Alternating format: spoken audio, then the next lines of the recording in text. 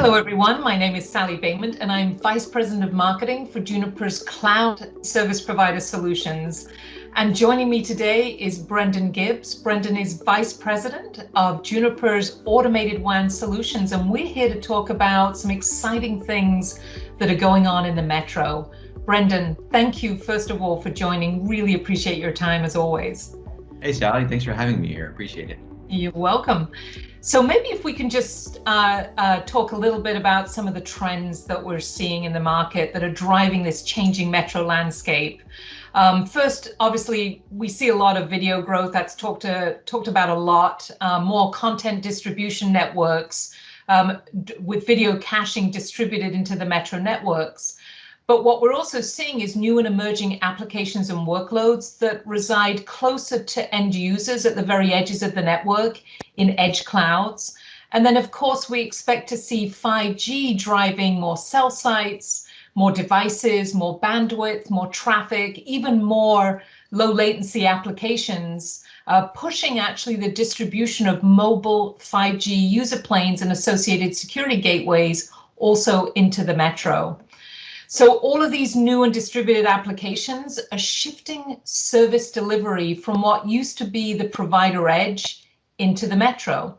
And that's driving more velocity, more volume, and more variety of traffic. So Brendan, with all of these shifting traffic patterns and new applications and services getting distributed within the metro, what are the opportunities that brings to service providers and network operators? You know, Sally, I really think this is a tremendous transformational opportunity for service providers, because if you think about the opportunity at hand, I really would categorize it as network conversions, first of all, because in the past, what you had were networks and services that were built as tandem pairs, but in silos.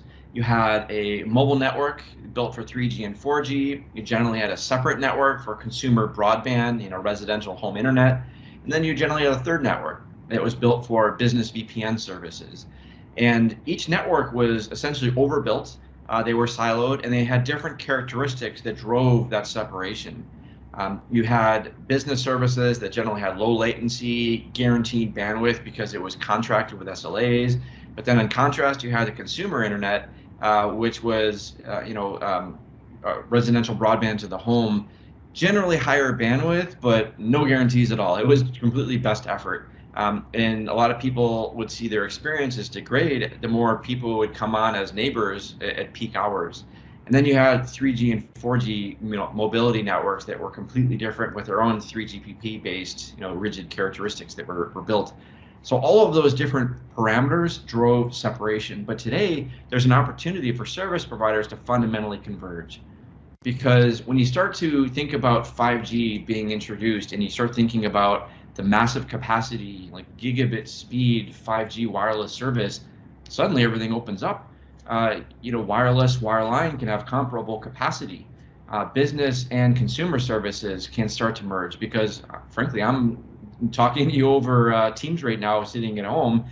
What constitutes a business has completely changed with COVID, and it was already transforming to begin with. So the world of the future, the metro of the future, is going to fundamentally be marked by network convergence, and for providers, that really represents a huge opportunity for efficiency and cost savings. A second point, though, that I would highlight is that you talked about distributed applications.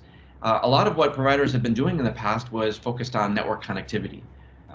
But with the distributed applications really hosted on edge compute, what we see now is an opportunity for providers to transform themselves as well into not just connectivity providers, but full solution providers, and to really realize the service in the service provider concept. Service not being just connectivity, but higher layer applications as well, leveraging that beachfront property, super valuable, close to the end user. And ultimately, what I think a lot of providers are trying to do is to deliver the best service, the best experience with highest customer satisfaction to their end users. So the opportunity is for them to transform from connectivity to service delivery to fundamentally experience first networking. Yeah, and Brendan, I'm so glad you mentioned experience first networking. Juniper, as you know, is on a mission to deliver experience first networking, both in terms of the network operator experience, but also more importantly, the network user experience. And we all understand the importance of, particularly as you mentioned in this past year. So tell us, what are the challenges of the current Metro architecture, particularly in the face of this shift in service delivery?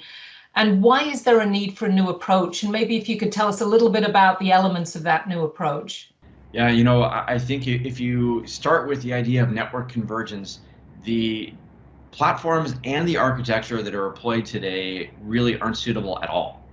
And so what you need is a completely new approach. First of all, from a platform point of view, they just don't have the capacity to support today's solution requirements. 1 and even 2 gigabit to the home, plus low latency, plus the new timing protocols that are required for mobility, plus the ability to do service steering end-to-end within the architecture.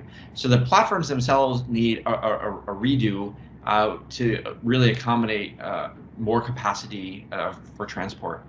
But it's not just the platform level, it's also architectural level, because a lot of the metros in the past were built for very simplistic traffic comes in, traffic goes out type of east-west connectivity across a network diagram graph, so to speak. But with distributed edge compute and all these distributed applications and services, you need to essentially have traffic hairpinning. You need to have traffic go up, north-south to distributed edge compute as well as east-west. Basically means you need to have flexible service steering and the ability to have any service on any port, depending on what kind of application a customer might want to deliver on a given port. So that type of flexibility and service steering requirement drives a whole need for an architectural refresh. So I think that the new Metro of the future requires new capacity and new architectures. It requires an unprecedented level of service intelligence and service steering that previously was hosted in edge networks. Now the Metro is the new edge fundamentally. So platforms that have been deployed for the past need a refresh, and providers have that opportunity even as they're upgrading their capacity to unlock that convergence, but to do it in a very smart fashion that's really capable for the new Metro of the future. That makes a lot of sense, Brendan. And so, we're here today talking because we're launching Juniper's new Cloud Metro vision, strategy, and solutions.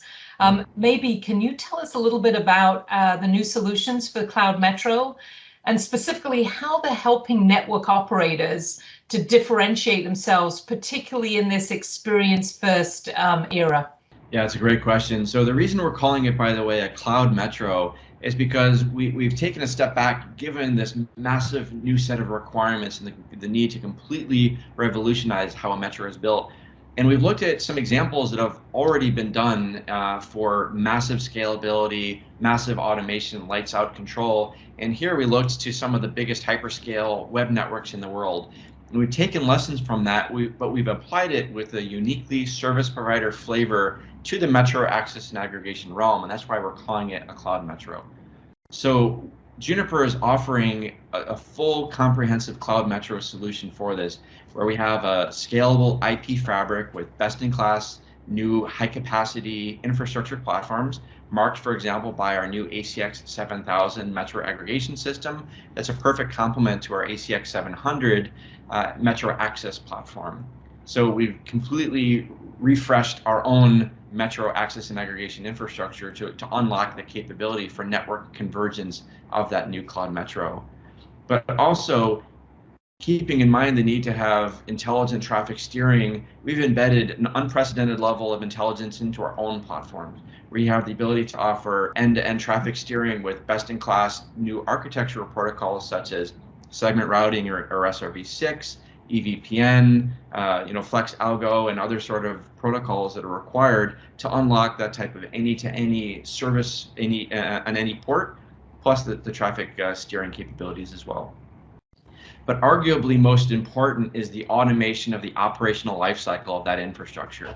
Building high capacity, building an intelligent traffic steering architecture is critical, but really being able to exploit that for rapid service introduction, and most importantly, rapid and high quality service assurance of experiences is paramount. And that's why we've announced previously our Paragon Automation Suite to really help pair the best-in-class Cloud Metro platforms with that Paragon automation platform focused on service assurance. And this is, to your point, where service providers can now start to differentiate their own offerings by focus on measuring, monitoring, and assuring the quality of their own experiences to drive their own customer sat scores up and ultimately differentiate themselves in the market with the highest capacity, best experience of Metro delivered services. That's terrific. Thanks, Brendan. So, new 5G, IoT, and edge services certainly bring incredible opportunities for service providers, challenges as well. What we heard from you, Brendan, just now is that, network operators won't be able to meet the needs of the new Metro by relying on the architecture designed for yesterday's static transport and aggregation needs. And what they really need is a versatile and agile Cloud Metro built for experience-first networking. So, Brendan, why Juniper? Why is Juniper best positioned to be a trusted partner for network operators to transform their Metro architectures? First of all, we've done it. Juniper has years and years of experience in building the most highly complex, highly scalable networks in the world. Anyone watching this video right now is most likely watching it over a Juniper network. We have our routing solutions deployed in all of the largest hyperscale networks. We have routing solutions deployed in almost all of the biggest service provider networks and the biggest enterprise networks as well. So we've been there, we've done that, so to speak. Our Junos operating system really is a linchpin of the capacity and scale of the internet today. So what we're doing is we're taking that best-in-class expertise of how to build the most scalable networks, and we're pairing it with the best infrastructure platforms, the most modern refresh of infrastructure for the Metro access and aggregation, as I've said. And again, we're pairing that, the ACX Metro platforms with our Paragon automation suite. So why Juniper? We've done it. We know how to build the most scalable, innovative networks in the world. We have, just in time, the most refreshed portfolio of infrastructure and automation to pair with that as well, to unlock the capabilities and promise of that new Cloud Metro. And a third aspect, frankly, is we are going to be the best provider, or best partner for service providers, because we don't have a horse in the race of radios or packet cores. We can help providers transition to a next generation framework of Open RAN architectures to unlock the value and efficiency and innovation of open networking architectures.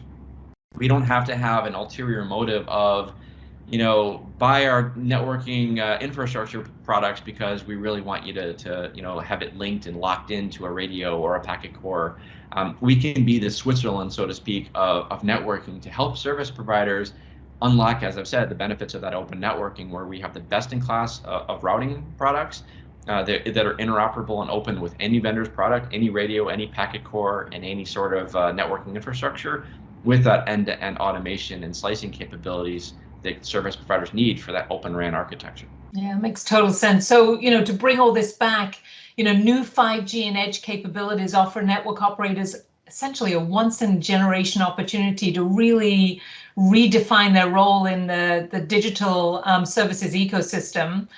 Juniper can certainly help build a future-focused, service-aware Metro network to take advantage of all these new services. Brendan, let me thank you, first of all. Terrific discussion as usual. Thank you for your time and your insights and taking us through Juniper's new Cloud Metro vision, strategy, and new solutions that we're bringing to market. And I'd like to thank everyone who's listening in today. If you need more information about Juniper's Cloud Metro portfolio and solutions, please visit www.juniper.net. You'll find a Cloud Metro solutions page. And again, thank you very much, Brendan, and thank you for everyone who listened in today. Thanks, Allie. Thanks, everybody.